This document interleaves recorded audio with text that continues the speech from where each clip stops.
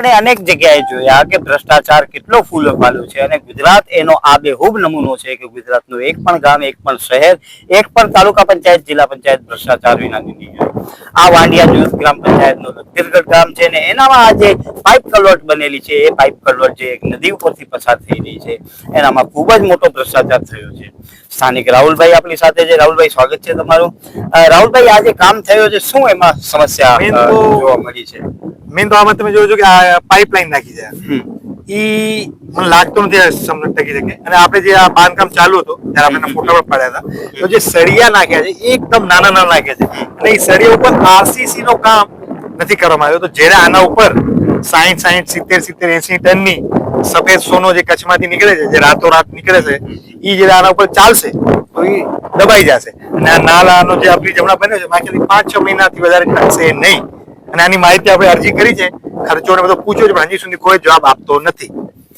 દર્શક મિત્રો, તમે વિચારો, કચ્છ એ ડુંગરાળ પ્રદેશ છે અને કચ્છ માટે જે આવા નદીઓ નાલાઓ છે એના ઉપર મોટા ભાગે પાઇપ કલવટ ચાલી શકે નહીં, બોક્સ કલવટ બનાવવાની હોય, પરંતુ આ જગ્યાએ પાઇપ કલવટ નાખેલી છે અને હકીકતમાં તો અહીંયા મોટો બ્રિજ બનવો જોઈએ, કેમ કે એ બ્રિજ એટલો મજબૂત હોય. અને વધારામાં આ વિસ્તારમાં જેમ રાહુલભાઈએ કીધું કે સફેદ સોનો એટલે જે નમકનો ગેરકાયદેસર કારોબાર છે, આ જે કાંઠા વિસ્તાર છે ત્યાંથી ખૂબ જ મોટા પ્રમાણમાં મીઠાનું પરિવહન થતું હોય છે. એના પરિણામે આ જે પાઇપ કલવટ બનેલી છે આવનારા 2-4-6 મહિના 8 મહિનામાં જ તૂટી જશે. આખી ન તૂટે તો અંશતઃ નુકસાન થશે, તો એ પણ તમારા અને મારા ટેક્સના પૈસાનું નુકસાન છે. અને એ ખૂબ જ મોટું નુકસાન એટલા માટે છે કેમ કે આ માત્ર ભ્રષ્ટાચારનો ભોગ બનેલો છે.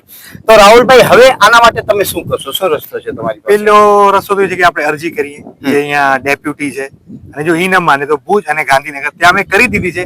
પણ જેમ આપણે જાણી છે કે સરકાર કોઈ જવાબ આપશે નહીં, તો હમણાં તો કોઈ જવાબ આવ્યો નથી. હવે આ હિસાબે મને લાગે આરટીઆઈ એક છેલ્લો રસ્તો બચ્યો છે, કેમ કે અઠવાડિયાનો ટાઈમ માંગ્યો છે, પણ આપણે જાણી છે કે સરકાર કોઈ ધ્યાન આપશે નહીં, કેમ કે બધું તંત્ર જ મિક્સ થઈને કર્યું છે. રાહુલભાઈ, આ બહુ અગત્યનો પ્રશ્ન છે, કેમ કે અત્યાર સુધી તો આવો કોઈ થતો નથી. તમારા જેવા જાગૃત યુવાનો આગળ આવે. હવે આ ભ્રષ્ટાચારનો કોઈ જ રસ્તો નથી આવતી, તો જનતા પાસે શું વસ્તુ છે? તમારી પાસે કયો હથિયાર છે? આપણી પાસે એક હથિયાર તો છે માહિતીનો. જે કચ્છમાં એક મોટામાં મોટી તકલીફ જો હોય તો માણસો જાગૃત નથી. બિલકુલ, માણસો ખૂબ ગાઢ નિંદ્રામાં સૂતા છે અને એને ગીત આપણા એની સરકાર ગીત ગાય છે અને સુડાવા રાખે છે. એ જાગવા કોઈને દેવા માંગતા નથી. હવે કોક મારા જેવો જાગે તો એને એ નડે છે, બાકી તો બધા નિંદરમાં છે. તો જે આપણે માહિતી પહોંચાડવી પડશે કે આ તમારો હક છે. આ કોઈ સરકાર પોતાના ઘરથી પૈસા નથી લઈ આવી, આપણા જ પૈસા આપણા વાપરાવે છે. સરકાર ઘરેથી કાંઈ નથી લઈ આવતી, આમ આપણે ઓછું કરી જાય. એ આપણે જગાડવાની ખાસ જરૂર છે. દર્શક મિત્રો, ખાસ તમે વિચારજો કે કોઈ મંત્રીઓ સંત્રીઓ પોતાના મામેરામાંથી કે નાનીના ઘરેથી પૈસા લઈને નથી આવતા. આ તમામ પૈસા છે આપણા ટેક્સના પૈસા છે, અને એ પૈસાનો હક કામ શું થયો છે, કેવો કામ થયો છે, એ બધે જાણવાનો આપણો અધિકાર છે. પરંતુ પ્રશ્ન અહીંયા સૌથી મોટો, ખાટલી મોટી ખોટ એ છે કે જે વિસ્તારના કામ થાય છે એ વિસ્તારના લોકો જ જાગૃત નથી, અને એના પરિણામે અનેક જગ્યાએ ભ્રષ્ટાચાર થાય છે. અને જે કામ 20 વર્ષ ચાલવું જોઈએ એ 1-2 વર્ષમાં જ તૂટી જાય છે, અને 2 વર્ષ બાદ ફરી પાછા એ જ આપણી પાસે રોવાના હોય છે કે આ વિસ્તારના કામો નથી થતા. રાહુલભાઈ, તો આ જે કામ થઈ ગયું, હવે આનો રસ્તો શું? સરકારો તો કઈ સાંભળતી નથી. આનો રસ્તો તો એ જ છે કે જેમ આપણે ઘર બાંધીએ તો જેટલી મહેનત આપણે ઘરમાં કરી એટલી મહેનત અહીંયા કરવાની છે. આપણા પૈસાથી જ બન્યો છે, આપણે જ વાપરવાનો છે. સરકારે ફંડ આપ્યો, પણ ફંડ તો આપણામાંથી જ આપ્યો. બિલકુલ, તો આપણા ઘરનું કામ સમજીને જ આમાં મહેનત કરવાની છે આપણે. દર્શક મિત્રો, આ જે કામ થઈ રહ્યો છે એ આપણા ટેક્સના પૈસાથી જ થઈ રહ્યો છે, એટલે એનો સીધો મતલબ એ છે કે આપણા ઘરનું કામ છે એ જ રીતે આ કામ થવું જોઈએ. કોઈ પણ મંત્રીઓ સંત્રીઓ મામેરામાં આ પૈસા લઈને નથી આવે, આપણા ટેક્સના પૈસા છે, એટલે આપણે જ એનું ધ્યાન રાખવું જોઈએ.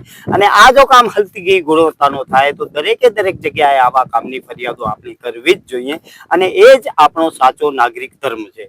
તમને અમારી સ્ટોરી સારી લાગે તો લાઈક કરો, સારી ન લાગે તો અમને સૂચન આપો, પરંતુ સબસ્ક્રાઇબ કરજો જરૂર.